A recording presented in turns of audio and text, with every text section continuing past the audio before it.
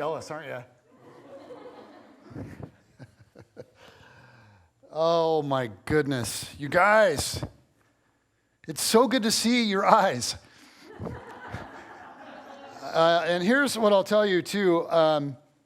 There's not a whole bunch of us in the room, and you're behind a mask, so you got to bring the energy with your eyes, your forehead, and then if you're gonna shout an amen or something, you got to really bring it. So it is, man, it's good to be in here and with you guys, with live people. We've been recording with, just on a stage kind of thing with a couple of people in here, and this is so good. And I want to say, if you are watching on YouTube right now, we actually are putting the entire service online at brookviewchurch.com.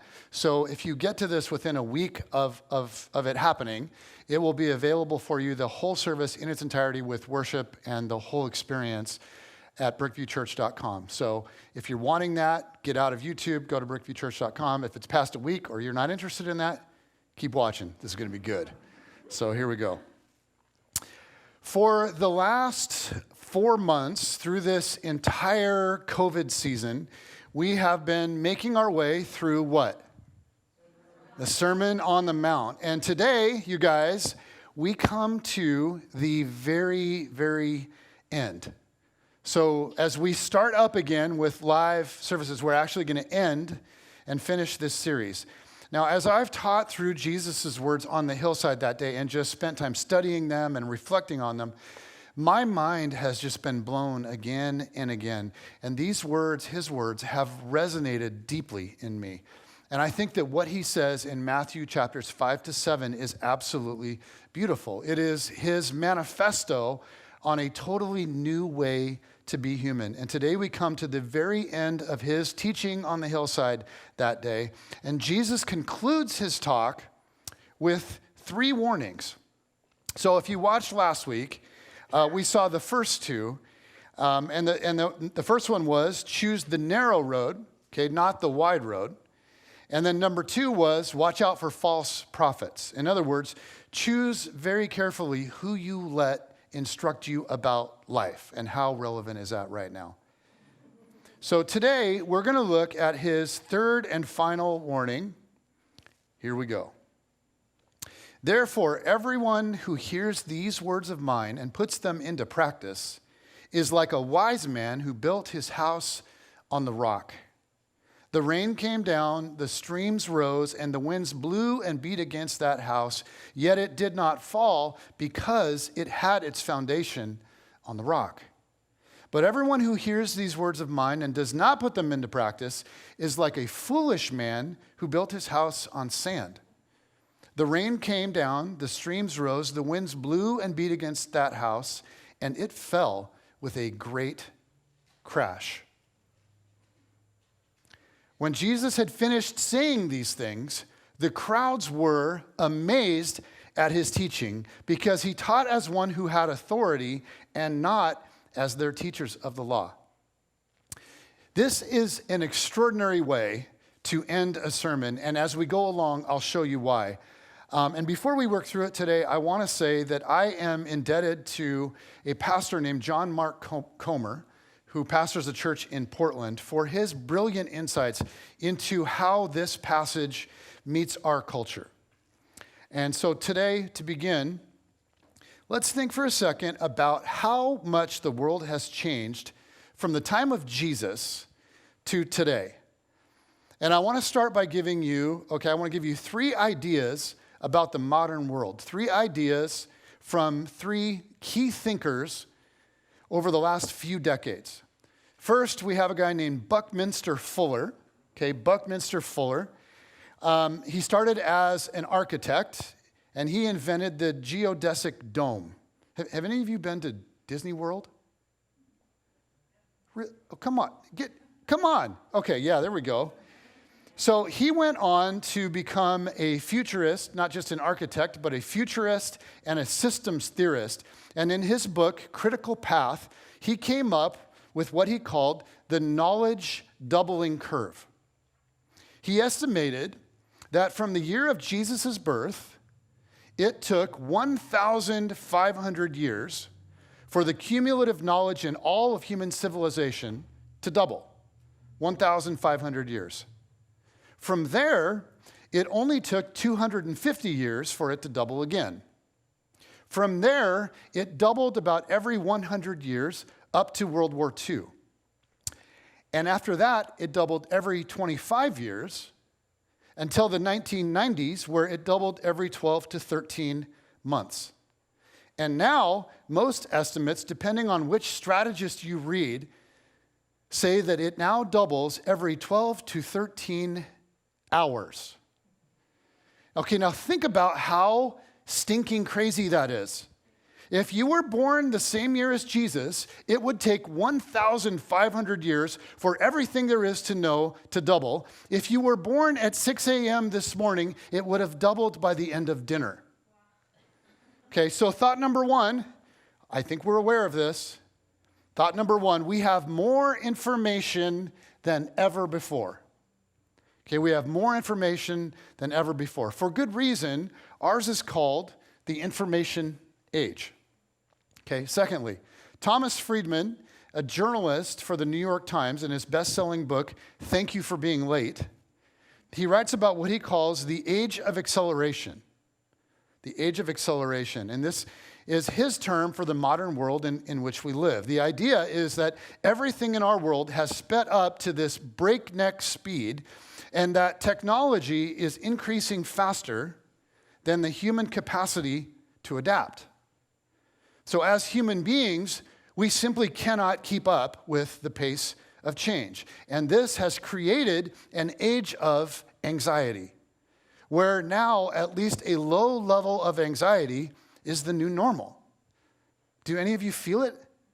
Do you feel it? We all feel like chronically behind the curve, like we're running to play catch up, exhausted by all the change. And I don't know about you guys, I feel this every single day. I do. So Fuller recognized that we have more information than ever before. Friedman adds that number two, we feel overwhelmed by all of the information. We feel overwhelmed by all of the information. Okay, and then finally, Neil Postman, a cultural commentator from NYU, wrote a book called Amusing Ourselves to Death. And in it, he coined the phrase, information to action ratio.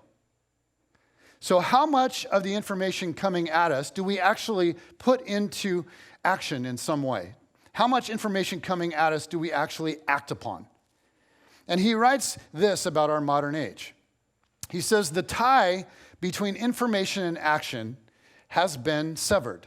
Information is now a commodity that can be bought and sold or used as a form of entertainment or worn like a garment to enhance one's status. It comes indiscriminately, directed at no one in particular, disconnected from usefulness. We are glutted with information, drowning information, have no control over it, don't know what to do with it. And it's fascinating because he points to a particular invention as the start of all of this. In a socially distanced way, I want to pause right here and ask you to whisper to the person sitting next to you what you think that invention might be.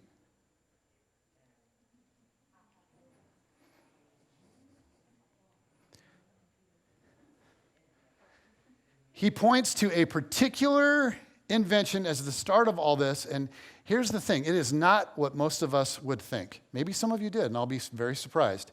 It's not the personal computer. It's not the internet. It's not Wi-Fi. It's not the smartphone. It's not social media. He points actually to a much earlier invention, the telegraph, as the turning point. Because with the telegraph, for the first time ever in human history, information, in particular news, could travel across the entire world at light speed. And so news became disconnected for the first time from your immediate time and place. Prior to that, pretty much the only news that you heard about was local. It was news from your own town. And the odds were that your town wasn't a megacity. It was a town with most likely a few hundred people or maybe a few thousand if it was really especially large. So if you heard bad news, it usually came to you by word of mouth. And the bad news might sound like this. Hey, Joe's barn is on fire. And if you heard that, what would you do? Well, you wouldn't start a hashtag, hashtag no more barn fires on our watch. Okay, and you wouldn't post on social media, our generation will stop barn fires. And you wouldn't attend a lecture series, and you wouldn't start a blog on barn fires. What would you do?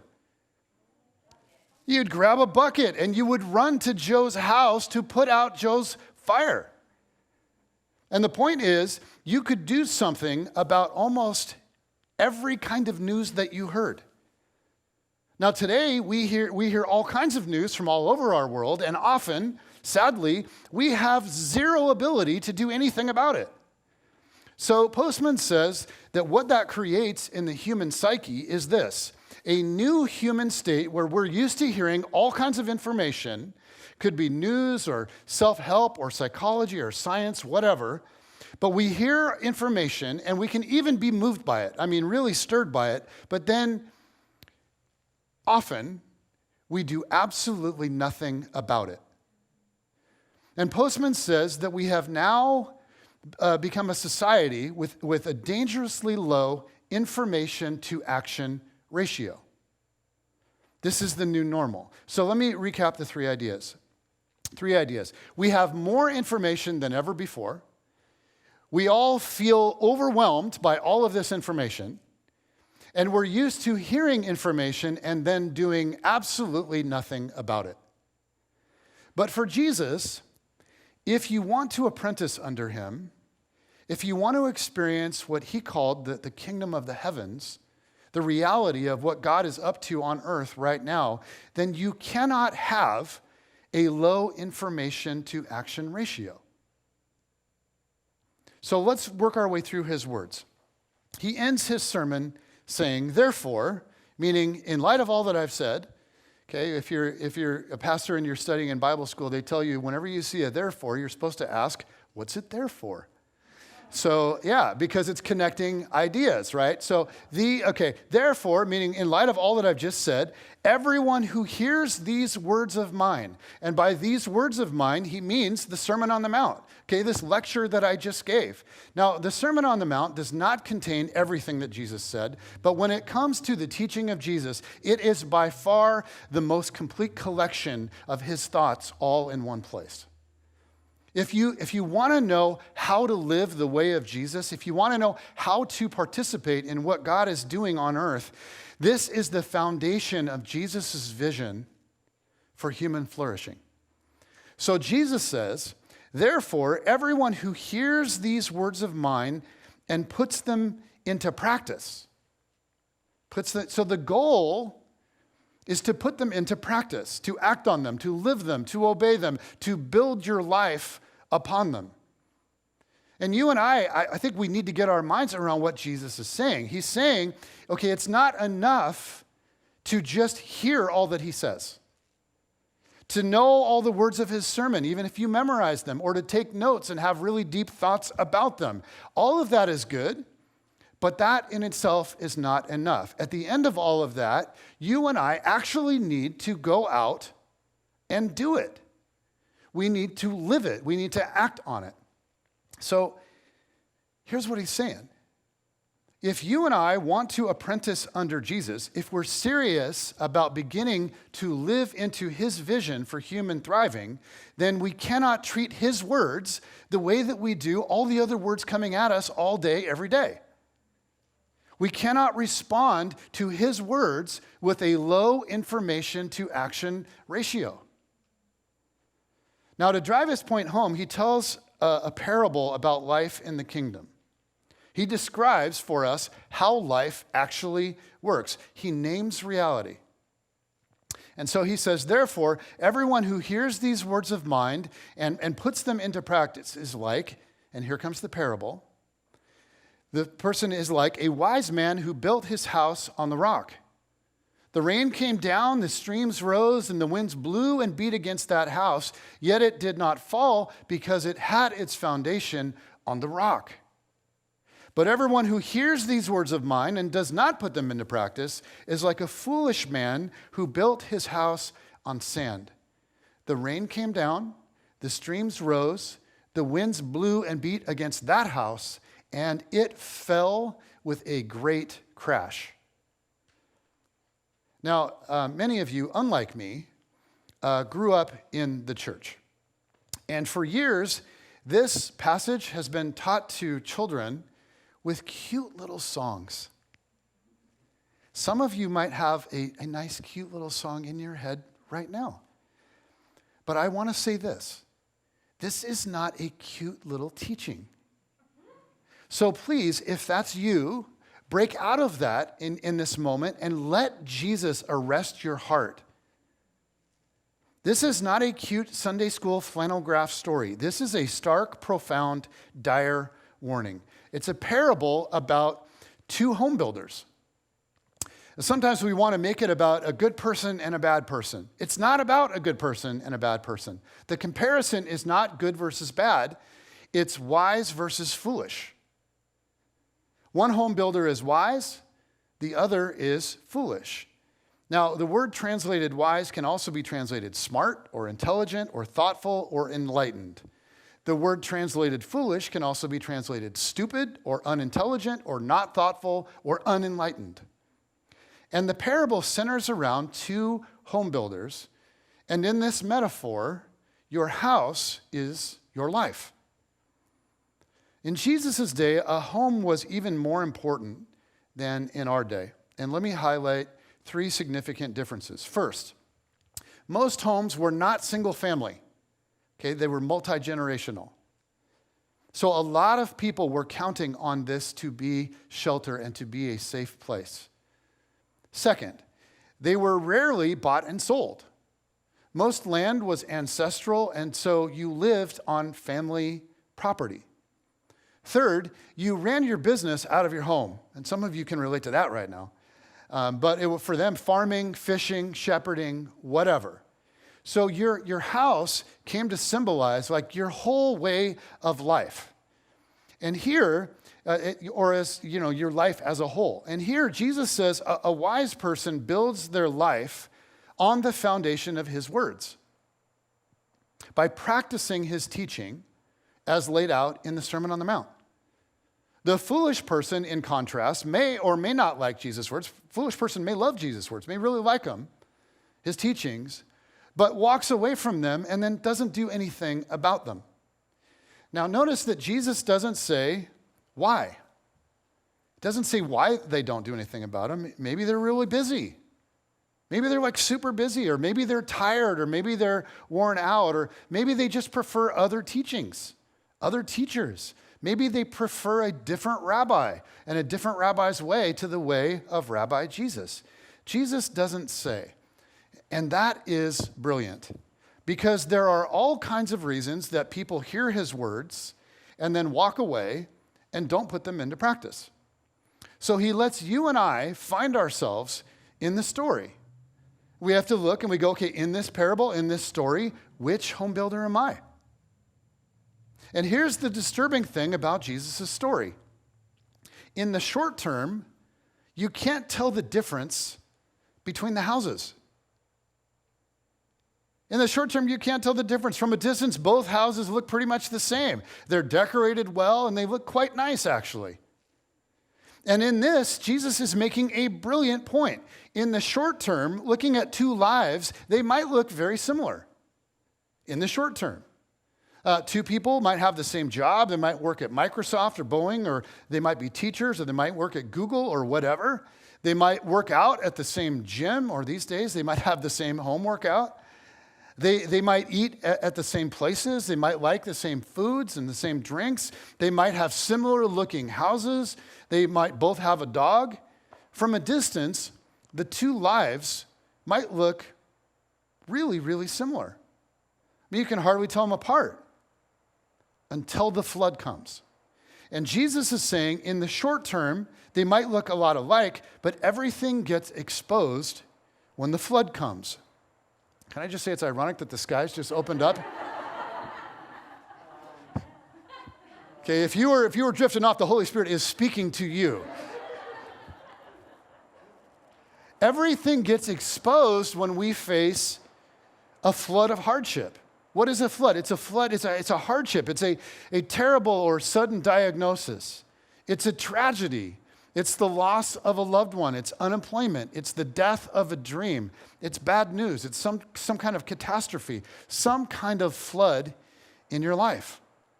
And notice, it's not if the flood comes, but when the flood comes. The flood will come. And for some of you in your life, in this season, in this hard season, it's flooding right now. But even if things are pretty good for you right now, I am here just to encourage you. The flood is coming. It's coming. It will come. Jesus is brutally honest about the human condition. And this is part of what makes his teaching so stinking appealing to me. This is not pie in the sky. In the day of self-help and the unhelpful pep talk, Jesus is brutally honest that life is actually hard. Whether you follow him or not, it's hard. And when you think about it, the wise person and the fool, they both go through the same flood. Those that build their life on practicing the way of Jesus and those that do not build their life on practicing the way of Jesus, they both have to go through the flood. Jesus was so realistic about how life actually works, and I find it refreshing. I find that it rings true. I find that life is hard, and that even when it's really good, it's still kind of hard. But also, I think it's really helpful to listen to Jesus so that we anticipate that it's supposed to be hard. Because when you expect it to be easy and it's not, it's way harder. But when you expect it to be hard, and you're anticipating it being hard, actually, you go, you know what? Life is pretty good. You start seeing all of these blessings, and you just sort of make your way through it. And this is what's so realistic and honest from Jesus in his teaching. Jesus doesn't lead you out of hardship, but through hardship. Some really immature followers of Jesus, and I see this a lot, some really immature followers of Jesus don't understand this. And part of that is because there are teachers in our day that also deny this. They believe and they teach that if you live faithfully, if you're living right, you should be blessed. And being blessed means there's no hardship. But I think that belief system is not only not what Jesus taught, I think that belief system is a crisis of faith waiting to happen. Because the flood will come. For all of us. It will come, and whatever it is, whether it's major or minor, it will shake the house of your life to the core. And this is what Jesus wants us to understand. The flood will reveal what your life is actually built upon. And it will either be one of the best moments or worst moments of your life. And so, it's really, really important to consider the foundation of your life. What is your life actually built upon? Is your life built upon greed or materialism and just acquiring stuff? Is it built on competition, getting ahead no matter the cost? Is it built on sex or youth or beauty? If it's built around your appearance or looking beautiful, watch out. If it's built on popularity, like how many people follow you, if it's built on hedonism, pleasure, and the good life, if it's built on travel and eating and going to exotic places and eating incredibly, amazing meals, just being able to go anywhere and do anything you want, if it's built on safety and predictability, just knowing what's going to happen tomorrow, if it's built on any of that stuff, the flood will bring it crashing down. If it's built on anything other than life with Jesus and his way, practicing with him his way to be human, then that flood, whatever form it might take, it will reveal what your house is built upon. And Jesus says that to hear his words and then ignore them and walk away is foolish, because when that flood comes, the house will fall, and Jesus says it will fall with a great crash. And so I just want to say, and I want to get real serious for a second, I want to say the invitation of Jesus, and I don't know why this is so confusing among Christians in Christian circles. The invitation of Jesus is not to pray a prayer one day, to go to Christian camp and get saved because I prayed the right prayer, and then spend the rest of your life ignoring the teachings of Jesus, just relying on the reality that you prayed a prayer once so that one day you can go to heaven when you die. The invitation isn't to go to church, to just show up to church, to be a cultural Christian, to use Christian terminology and learn the Christian lingo and then use Christian decorations and put them all over your house. Lord bless, and then do a few religious things along the way. That stuff is fine and it's good, but there is a big difference between being a cultural Christian and a person that is actually actively apprenticing under the teaching of Jesus. And you guys know this, and you've seen it. And when is it that you see it the most? You see it when somebody gets hit with a flood. For the apprentice of Jesus, the flood is still hard. I mean, come on, it's still hard. But it doesn't bring the house of life crashing to the ground. Jesus and his way his way of life are a solid foundation. And what he's saying is, you can rest your feet there. You can rest your feet upon it. And right now, my guess is that some of you are desperate for that. Like, where can I actually put my feet? What can I stand on? Because the world feels like it is just utter chaos right now. It feels like it is out of control. And maybe you feel out of body and worn out, and you feel like you're just on shaky ground because the voices are loud and the voices are many, and they are shouting to you, this is what it is to be a good person. And you're worried. Am I a good person? Am I doing what the voices are telling me I have to do? And again, we live in a day and age where we have more information than ever before. We feel overwhelmed by all the information. We're used to hearing information of all kinds and then doing nothing about it. You cannot possibly respond to all the teaching that's out there. You can't possibly please all the voices right now that are shouting. You can't. But for me, and here's what I'm thankful about, I don't have to follow all the voices. I don't. For me, I have decided to follow one single voice, just one voice. And here, the voice is warning me and saying, knowing my words is not enough. Jesus is wanting me to see and understand information alone does not equal transformation.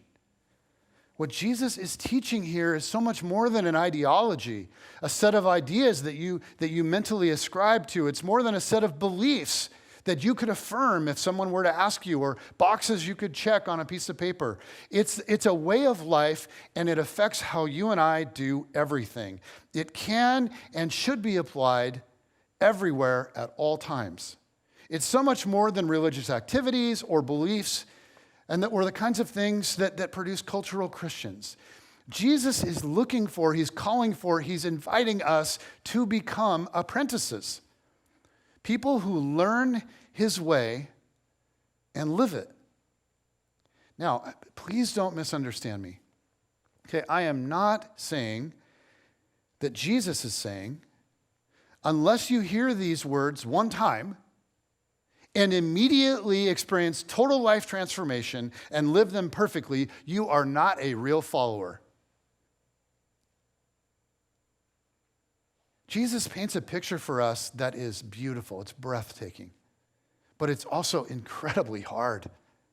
It's not natural. It's not how our world lives. It's not how our human nature bends us to approach the world. And it will take a lifetime of apprenticeship to Jesus. I mean, think about the stuff that he says in the Sermon on the Mount. You don't just read something like, don't worry, and be like, oh, cool, right? Thanks, Jesus, I'll just stop doing that. Don't look at a woman with lustful intent. Don't objectify women. Oh, yeah, you're right, Jesus, done. Never do that again. Well, let go of anger and hate and pray for your enemies. Sweet, done. I'll never have anger issues flare up with me again. I mean, living into Jesus' way takes a lifetime of committed apprenticeship to him. But what he wants us to realize is, unless you actually build your life on it, unless you begin to live into this vision more and more and more, you're missing out on the opportunity of a lifetime, and you're missing out on the actual invitation of Jesus. Now, look at how the crowds responded to his sermon. This is awesome. So it says, when Jesus had finished saying these things, the crowds were amazed at his teaching, because he taught as one who had authority and not as their teachers of the law. The rabbinic style of the day was to quote another rabbi that came before you. In fact, in most branches of Judaism, this is still the style to this day. Your authority was vested in those that came before you. So it was like, well, Rabbi so-and-so said, and then you would just quote it and whatever it would be. But if you look at Jesus and you look at his teaching, Rabbi Jesus never did that once. You never read Jesus saying, well, Rabbi so-and-so said. No, Jesus would stand up and he would say, truly, I tell you. Boom. And he would then drop a truth bomb. Jesus would just stand up and name reality. He would put language to the way life actually works. He'd paint a picture with words of reality, and for the whole crowd, it would ring true. Now, the word or label for that kind of resonance with reality is authority. And we have become more and more averse to authority in our culture, especially in the last few weeks. But for Jesus, his authority wasn't rooted in a title or an org chart. It wasn't rooted in his gender or some oppressive system. Like, when you think about it, Jesus was a nobody from nowhere. He was a carpenter's son from Nazareth. His authority, the reason he had authority, was that it was rooted in the truth of his words, and it was rooted in his life example. I love Eugene Peterson's translation of these last two verses. Translates it this way. When Jesus concluded his address, the crowd burst into applause. Now, I can relate to that because that happens every time I speak. They had never heard teaching like this. It was apparent that this is awesome. It was apparent that he was living everything he was saying. Quite a contrast to their religious teachers. This was the best teaching they had ever heard. The most potent kind of spiritual authority has nothing to do with a degree. It has nothing to do with a title or where somebody may be studied. The most important kind of authority is that when you speak truth and people hear it, it corresponds to reality. And it corresponds to the way you actually live your life. And Jesus had that kind of authority. He was more than a sage or a rabbi or a luminary or an enlightened person. He was more than a conduit of truth. He was the source of truth itself. You think about the claims that Jesus made about himself right here in the Sermon on the Mount. Oftentimes when we think about his claims to divinity or being God, or those, we go to like the book, Gospel of John, or some other places in the New Testament for that. But you think about what he says about himself right here in the Sermon on the Mount. He claims that he is the gate, and his teaching is the way to life forever. He claims that on Judgment Day, people will say to him, Lord, Lord. You guys, that's what you call God. That people would say that to him on Judgment Day. Not to God on Judgment Day, but to him on Judgment Day. He claims that on Judgment Day, people that don't know him will be sent away from him. That's the judgment. Separation from him. He claims that in the meantime, people will prophesy and cast out demons in whose name? In his name. Okay, not in God's name, not in Yahweh's name, in his name, in Jesus' name. And then think about this. He has the audacity to claim that his teaching is the foundation that you should construct your life upon. No rabbi, no Jewish rabbi would ever say that. Never. It was common to say that the scriptures were the foundation. The Torah was the foundation to build your life on. But no rabbi would have the audacity to stand up and say, actually, guys, my teaching is even more important than the Torah. My interpretation of the Torah is more important than the Torah itself. My teaching and my life and my way is the foundation to construct your entire life upon. Think about that. I mean, that kind of talk is ridiculous. It is utterly delusional unless you are the creator and the creation in the same place. You are God and humanity in the same body with the same mind. Unless your authority came from being the one who set the cosmos into motion, the one who designed and fashioned the human psyche, the one who actually knows how human beings are designed and intended to flourish, and who put on display what that kind of life looks like, it's madness. But Jesus makes that claim. Okay, to end. Your house is your life. Everybody builds a life. You can't not. You have to build a life. You are building a life. The question is not, are you building a house, a life? The question is, what are you building your house, okay, your life upon? I mean, for real. When you get beyond all the day-to-day, you get underneath all of that, what is the bedrock of your life built upon? Is it Jesus and practicing his way to be human? Or is it built on something else that will never survive a flood? Because you can count on this. The flood is coming. Jesus ends the greatest teaching in human civilization, and this is what's crazy. He doesn't end it with a pep talk. It's not with like a rah, come on guys, let's go out and change the world. It's not with an encouraging poem or a funny story and a laugh. He ends it with a sobering but beautiful warning, a probing question for you and me to ask ourselves. Guys, can you imagine if I ended a sermon like that here at Brookview? With just like a stern warning like this? Can you imagine that? Hey, watch out, or your life will fall with a great crash. Can you imagine if I ended a message like that? I mean, imagine a hypothetical situation scenario with me. I just gave the best teaching you have ever heard in your life. It's hypothetical, okay? Totally hypothetical, very hypothetical. But I mean, it was brilliant. And you were blown away at my authority because what I said corresponded to reality and to my own life. And then at the very end of that unbelievable teaching, I say, okay, guys, everyone who hears these words of mine, okay, everything I just said in this message, and puts them into practice is like a wise person who built their house on the rock.